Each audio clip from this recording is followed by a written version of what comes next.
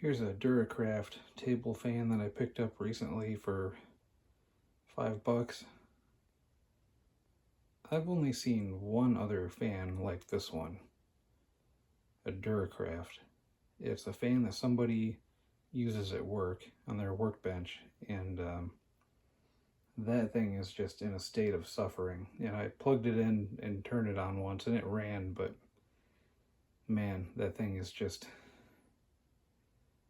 it's in a sad state. That's all I can really say about it. But it wasn't a very good representation for the model, the fan model itself, I don't think. So when I saw this one, I decided to get it because it seems like it's in okay condition. So it's got this ridiculous, it's like a child-proof knob on it where you have to push it in to turn the speed dial on it, and then of course when you try to do that, it pushes the fan back. Duracraft fans are like that. They've got some design flaws like that where they're just irritating to me. Like when you try to, particularly with the speed dial on, or the speed selector on some of the fans, you go to use it and you just can't help but push the fan back. It's kind of irritating, and seems to be a thing with some Duracraft fans. Here's okay, so on this one it looks like, I don't know what that is. That's not magnets. No, that's just like pads of some kind. And then it looks like they had Velcro. What the hell is that? Yeah, it would have been like Velcro glue strips, so you would have to like glue some kind of crap onto your table or your desk or wherever you were going to use it. Who wants to do that?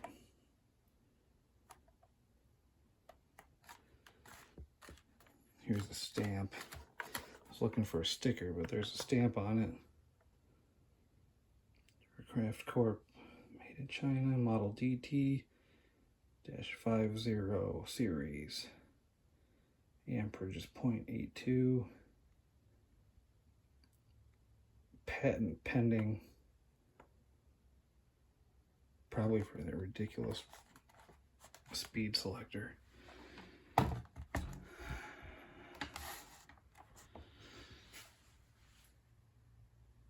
So the only other fan that I've seen like this just rattled, and this one could be like that, or it could be better. I would expect this one to be a little bit better, but there's probably going to be, it could go either way, really. I'm expecting there's probably going to be some issues with it, some vibration and a little bit of noise out of it. Just based on what I saw with the other fan, but this one will probably be less extreme, so that's my prediction. So let's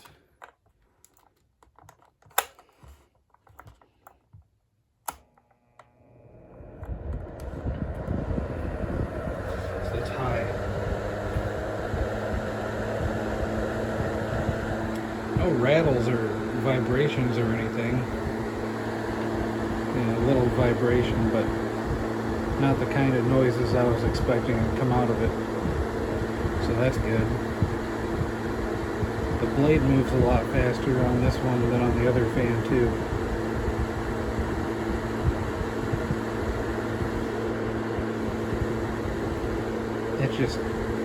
It's noisy,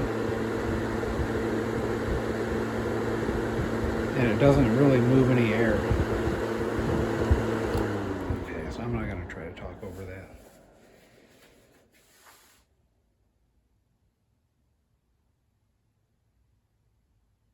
Wow, that's a way better spin down than I was expecting. Okay, this fan's in better shape than I thought it was in. But that being said, there's a tolerable amount of noise that a fan could have, as long as it's also moving a certain amount of air. There's kind of a balance or noise to air movement ratio that I would find to be acceptable, and this isn't that. The noise to air movement is just not in the balance range that I find to be acceptable. This thing is just way too noisy for the amount of air that it's not moving. So that's pretty disappointing, because I was kind of expecting Duracraft. I mean, I guess they're hit or miss when it comes to the air movement, but I was expecting a little more out of this fan. So I'll turn it up on high again, and then it'll go to medium and low and back up to high and do another spin down. But yeah, I just didn't want to try to talk over it.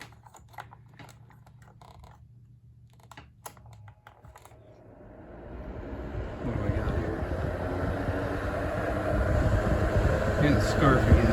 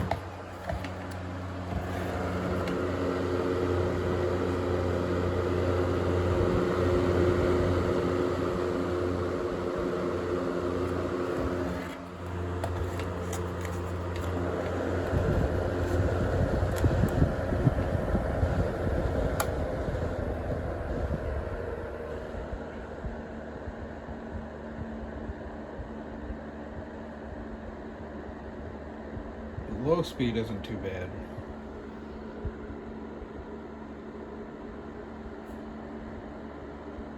And the air movement's not terrible. There's really not much of a difference, I guess, between low, medium, and high for the air movement. It's just a lot quieter on low.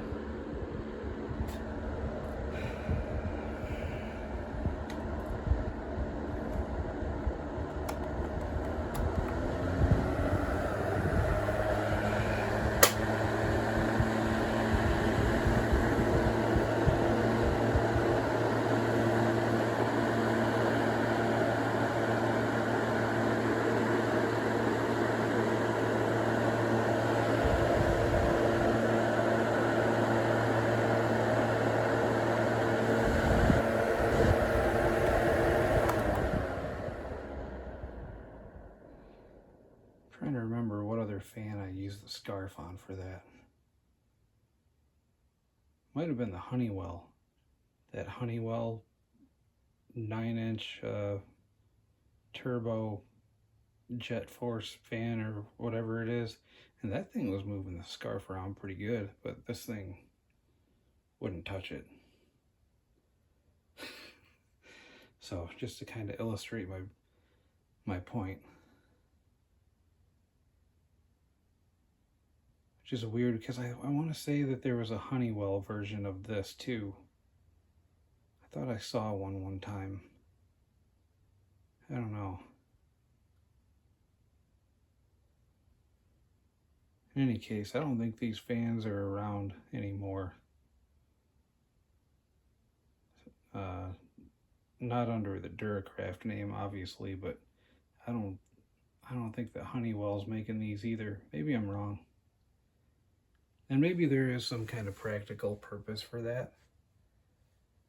Just not for me, but maybe there are people out there who get a lot of use out of it. I don't know. I doubt it. It just seems kind of ridiculous for you know, that you have to go through all this, the mounting and everything that it would take to use this ridiculous knob. So for what it is, the fan is actually in pretty good shape. It's just not a very good fan, in my opinion. It's kind of a dud. And that happens with Duracraft, in my experience.